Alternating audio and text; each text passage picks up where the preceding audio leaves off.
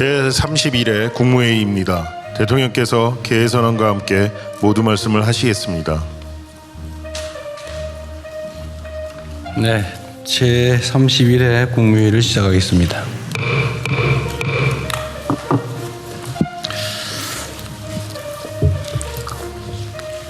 지난 주말 인천의 한 물류 창고에서 대형 화재가 발생했습니다. 당국의 총력 대처로 큰 불은 잡았다는데 지금은 완전 소진했는지는 모르겠어요.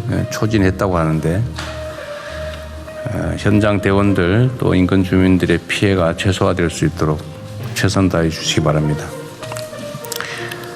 지난 주말부터 계속된 집중호우로 곳곳에서 피해가 이어지고 있습니다. 이번 주에도 많은 비가 예보되고 있습니다. 재해 취약 지역에 대한 안전관리에 총력을 다해 주셔야 되겠습니다. 특히 경북 안동, 의성, 또 충남 서천, 경기 고양 등 지난해에 이어서 올해도 수해를 입는 지역들이 있는데 수해 복구를 최대한 서둘러 주시기 바랍니다.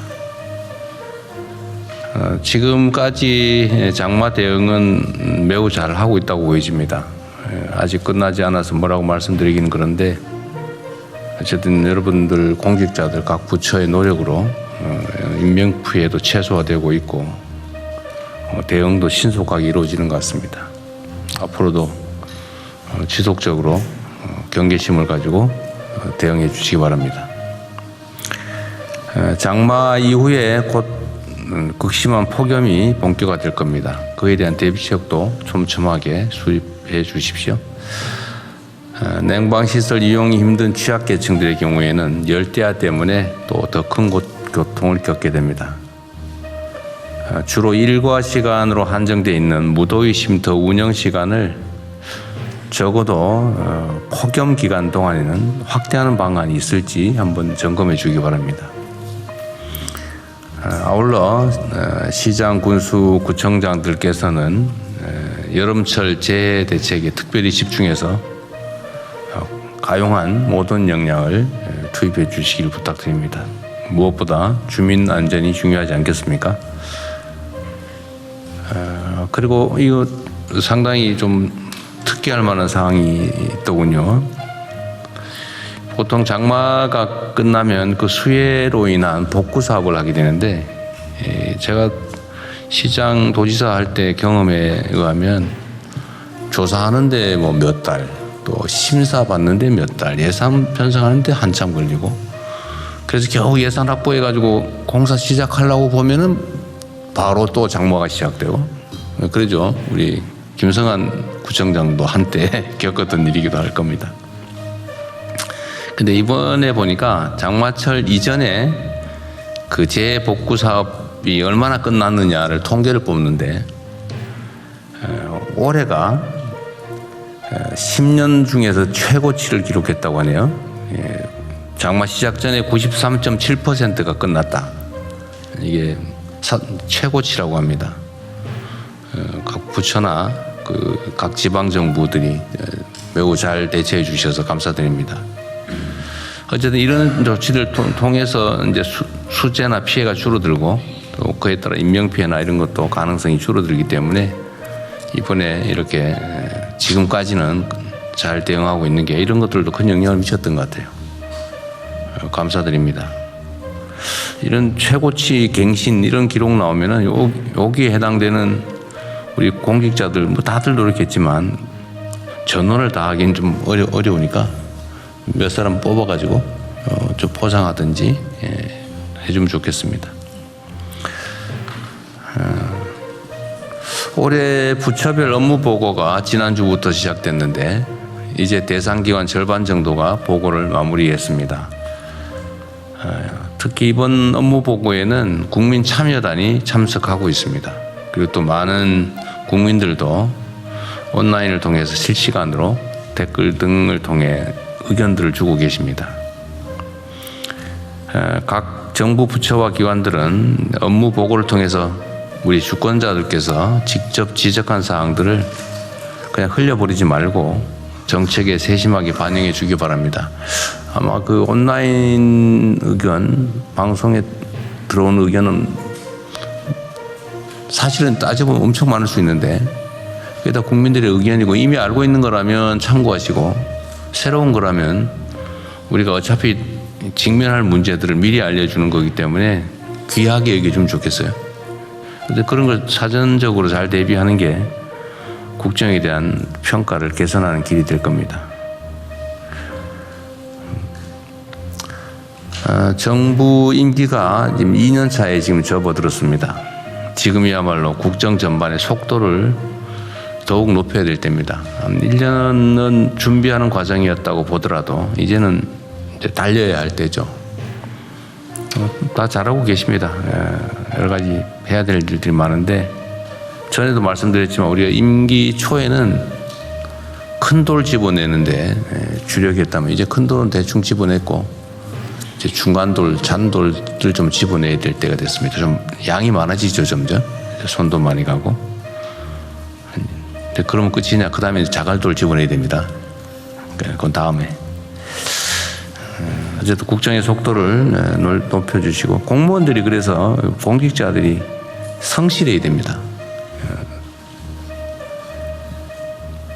그리고 이 공무라고 하는 게 사실 개인적인 또는 뭐 사업이나 또 개인적인 일과는 좀 차원이 다른 게 너무 많은 사람들이 관련되어 있다는 겁니다. 그러니까 지방 정부는 해당 지방의 구성원 수만큼, 국가 사무는 소위 국정은 국민 5,200만의 관계가 되어 있죠. 그래서 우리는 뭐 공사 이런 걸 구별하지 않습니까? 그래서 우리는 공적인 일을 하고 그에 대해서 책임을 지는 사람들이기 때문에 어쨌든 일상적으로 국민들의 삶에 어떤 영향을 미치는지 또는 좋은 영향을 미치는 건 무엇이 있는지 또 나쁜 영향을 미치고 있는 건 어떤 건지를 정말로 세심하게 일상적으로 신경 써야 됩니다.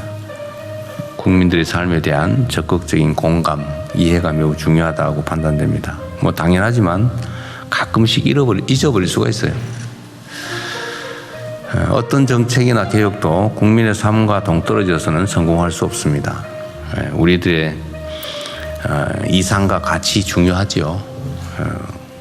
뭐 그것 때문에 우리가 공직을 하기도 하고 정치를 하기도 하지만 더 중요한 것은 그 권력을 맡긴 그 권력의 귀속 주체인 국민들의 삶입니다.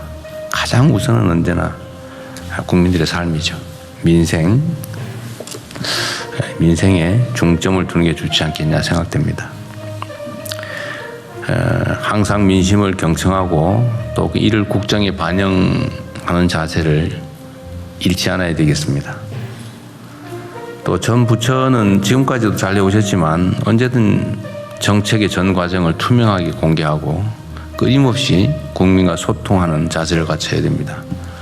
제가 최근에 언론 보도에 보니까 정보 공개 청구 가지고 자꾸 소송하고 소송할 때까지 안 주고 있다가 소송하더라도 자꾸 항소하고 상고하고 이러면서 시간 끌고 다 공개를 안 한다고 하던데 이게 행정 불신의 원인이 되거든요. 우리 국민들께서도 정보 공개 청구를 뭐 공익적 목적이든 아니면 뭐 다른 목적이든 요구를 할 때는 일정한 기준에 의해서 합리적이고 타당한 결정을 대개는 받아들여요. 그런데 법원이 그 원고 승소 판결을 할 정도의 사안이면 사실은 최초 판단이 잘못됐다는 뜻이잖아요. 정보는 또 행정 과정은 공개하는 게 원칙입니다. 이런 거 가지고 불신을 사지 않으면 좋겠어요. 각 부처나 소속 기관들이 정보 공개에서 좀 더 열린 자세를 취해 주시면 좋겠습니다. 그 총리께서 그것도 한번 좀 챙겨봐 주세요. 이게 그 예를 들면 정보 공개 거부해가지고 소송 들어온 숫자나 아니면 패소 비율이나 이런 것들 좀 챙겨보시고 네. 가급적 그런 일 벌어지지 않게. 네, 부처별 현황 파악해보고 상황 일단 좀 점검해보겠습니다. 좀 그래주시면 좋겠습니다. 인공지능 얘기를 잠깐 해야 될 것 같아요. 이게 우리 생각보다 너무 빨리 또 더 너무 깊숙이 우리 삶에 들어오고 있습니다. 인공지능 혁명이 우리 경제에 새로운 활력을 불어넣고 있는 한편으로는 또 이게 너무나 영향이 크기 때문에 K자형 양극화의 그늘을 너무 빠르게 키우는 측면이 있습니다. 경제 관련 수치들은 정말로 놀라울 정도로 개선되고 있습니다. 문제는 그와 달리 수많은 중소기업, 소상공인 또 청년들이 이 성장의 온기에서 소외되고 있습니다. 외형적으로는 드러나는 건 엄청나게 빠른 속도로 개선되는데 그 속에서 상황이 그 속도만큼 악화되고 있어요. 각 세대와 지역 계층을 불문하고 소득, 자산, 주거, 또 일자리 불균형이 지속되고 있습니다. 정말로 뼈아픈 현실인데 대응책을 강구해야 됩니다. 특히 본질적으로 보면 양극화가 심화하면 할수록 경제 활력이 떨어집니다. 그리고 국가 전체의 성장 잠재력도 훼손되죠. 사회 통합과 안정성도 흔들리게 됩니다. 그리고 현재 우리가 경험하고 있는 새로운 변화의 가능성, 희망 이런 것들도 자칫 지나가는 신기루가 될 수도 있습니다.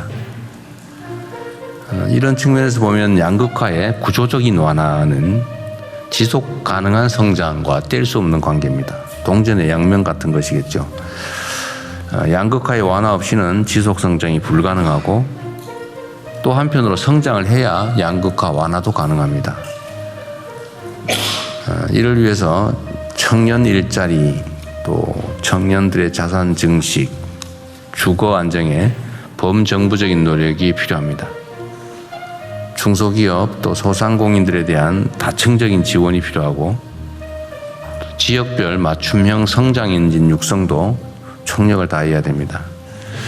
물론 우리가 대체적으로 이미 방향을 정해서 하고 있는 일이긴 한데 우리가 생각하는 것 이상으로 새로운 사회가 열리고 있는 만큼 그 대책도 이때까지 상상할 수 없는 강도로 속도로 집행해야 되겠습니다.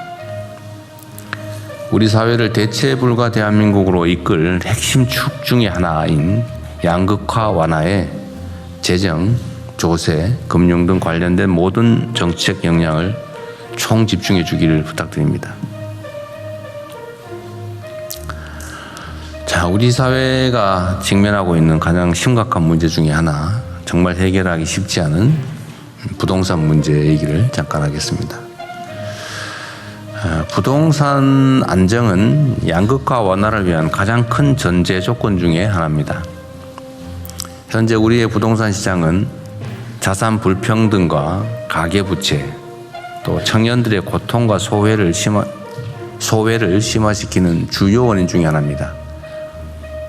특히 그 과정에서 극단적인 투기 수요와 불안 심리가 뒤얽히면서 상당한 정도의 사회 자본이 비생산적 부동산에 묶입니다. 이것 때문에 경제 발전을 가로막고 있죠. 무엇보다 불법과 편법이 동원되는 부동산 불로소득은 우리 사회의 공정, 상식을 파괴하고 국민 통합을 저해하는 가장 큰 주범이 됐습니다. 부동산 문제를 정상화해야 자원의 생산적 재투자가 가능하고 또 사회적 역동성이 복원되고 양극화로 인한 갈등도 해결의 실마리를 찾을 수 있습니다. 정부는 이를 위해서 속도감 있는 공급 대책과 더불어서 현실에 부합하는 실수요자 지원 대책을 촘촘하게 마련하겠습니다. 조세 제도 역시 국민의 상식과 눈높이에 기초해서 공정하고 합리적으로 정비될 수 있게 하겠습니다. 모레 23일 부동산 국민대토론회가 진행됩니다. 망국적인 부동산 공화국에서 벗어나 국민 주거 안정과 생산적인 경제 발전으로 나아가기 위해서 우리 국민들의 목소리를 겸허하게 경청하고 또 그 속에서 실현 가능한 대안들, 대책들을 만들어내 보겠습니다. 이상입니다.